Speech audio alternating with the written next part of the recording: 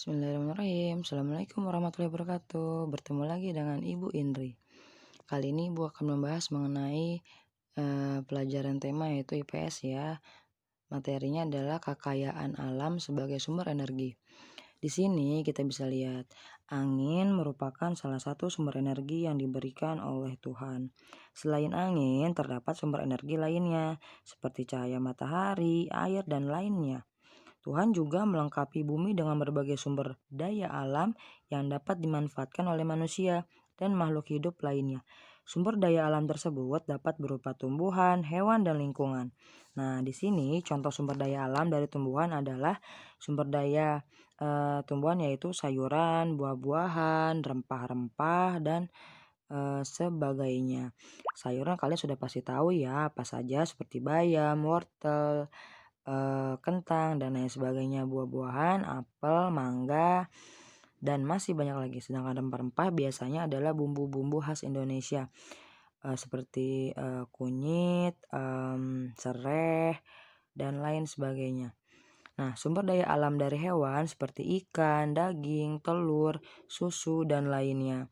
Indonesia merupakan negara yang sebagian besar wilayahnya terdiri atas perairan, ya.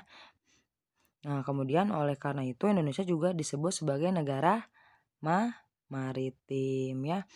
Jadi negara Indonesia disebut sebagai negara maritim karena sebagian besar wilayahnya adalah terdiri dari perairan. Indonesia kaya akan sumber daya perairannya seperti ikan, ada rumput laut, mutiara, dan lain-lain. Jadi kalau kalian menyelam ke dalam laut, di situ terdapat berbagai macam tumbuhan laut.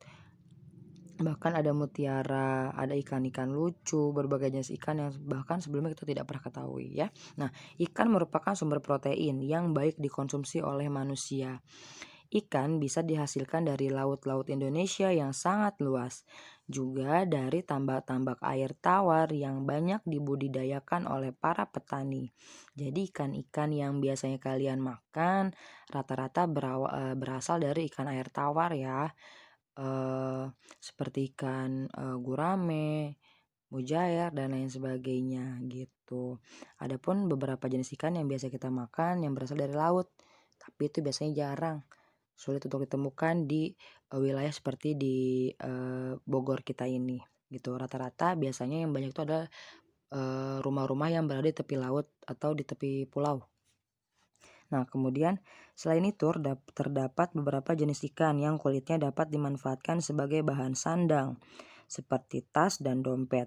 Misalnya kulit ikan pari. Jadi dari hewan tersebut selain dagingnya bisa kita ambil untuk dimakan atau dikonsumsi, tapi kulitnya pun bisa kita manfaatkan sebagai tas, dibuat sebagai tas dan dompet. Contoh lainnya ada kulit sapi, kulit kambing, yang pernah kalian ketahui ya, bahkan kulit ular pun pernah gitu dibuat menjadi sebuah tas. Nah, kemudian kita lanjut lagi. Rumput laut merupakan salah satu sumber daya alam yang dijadikan sebagai komoditas eksplorasi. Sumber daya perairan yang lain adalah mutiara. Wilayah di Indonesia yang merupakan penghasil mutiara berkualitas bagus adalah Lombok. Mutiara, apa sih mutiara? Mutiara merupakan komoditas ekspor yang bernilai tinggi. Mutiara biasanya dimanfaatkan sebagai perhiasan. Ini biasanya perempuan, ibu-ibu yang lebih tahu mengenai mutiara. Jadi mutiara itu adalah sejenis, kalian pernah ngeliat kerang ya? Kerang biasanya itu pas dibuka, ini bukan kerang hijau tapi kerang khusus memang isinya mutiara. Pas dibuka tuh di situ ada mutiaranya, dan itu tidak mudah untuk menemukannya, sehingga ketika diperjualbelikan itu harganya bisa meningkat, bisa tinggi. Jadi harga yang mahal sekali. Nah, kemudian lanjut lagi, pemandangan bawah laut perairan Indonesia pun sangat indah dan diakui oleh dunia. Oleh karena itu, banyak turis mancanegara mengunjungi Indonesia untuk menyaksikan keindahan alam bawah laut perairan Indonesia. Masih banyak sumber daya alam lainnya yang dapat dimanfaatkan. Selain memanfaatkannya, kita pun harus turut menjaganya agar kelestarian lingkungan selalu tetap terjaga dengan baik. Ini dia Tuhan sudah memberikan, alamnya, berupa lautan di Indonesia itu untuk kita. Nah, tugas kita adalah yaitu menjaga agar kelestarian lingkungannya tetap terjaga dan tidak tercemar oleh, eee tercemar oleh lingkungan gitu, sehingga membuatnya tidak indah lagi. Bahkan ada beberapa pantai atau tepi laut yang sudah banyak sampahnya. Siapa yang berbuat seperti itu? Yaitu adalah kita sendiri.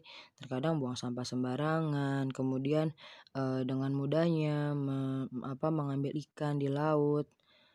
Terus, misalkan di hutan, ini kan di laut ya, misalkan yang di hutan mereka, dengan sengaja, dengan tanpa dosa, terkadang suka menembaki hewan-hewan yang ada di hutan. Itu tidak boleh karena, itu akan mengurangi populasi hewan-hewan langka di hutan tersebut gitu ya.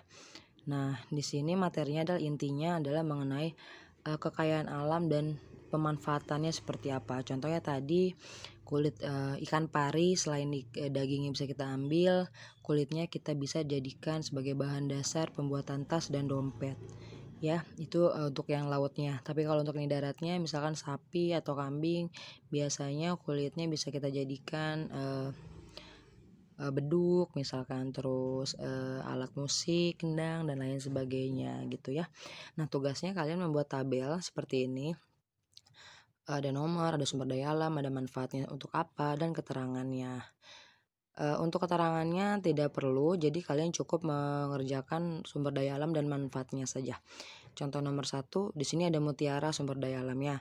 Manfaatnya adalah untuk perhiasan. Kemudian misalkan nomor 2 tadi ikan pari, kulit ikan pari.